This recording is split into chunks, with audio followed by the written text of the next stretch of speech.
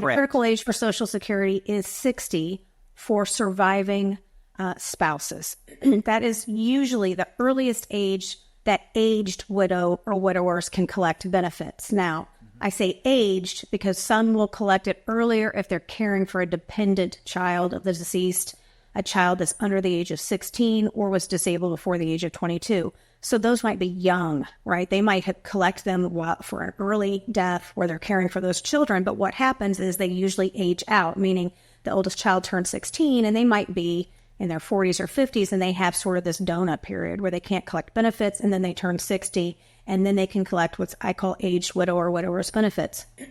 So 60 is usually the earliest age. If they collect as early as that, they're not going to get 100% of what the deceased spouse was collecting. They're going to get a reduction of 28.5%.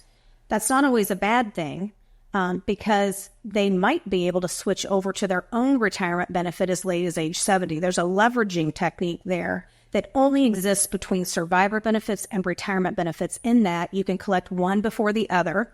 You want to hold out for the higher one later.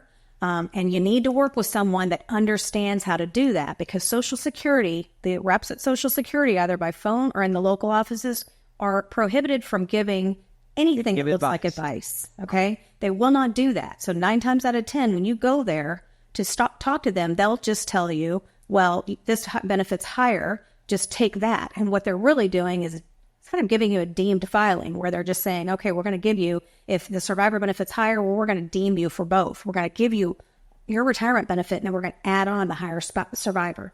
So you want to make sure you understand that. The other thing is, you may be 60 and you say, well, you go back to your financial professional, you go back to your friend and say, well, I went there. I heard Heather say I could file at 60, but they told me I couldn't get it, and I don't understand why. The other thing is that if you're working, even with survivor benefits, if you earn too much, this year, that limit is $22,320.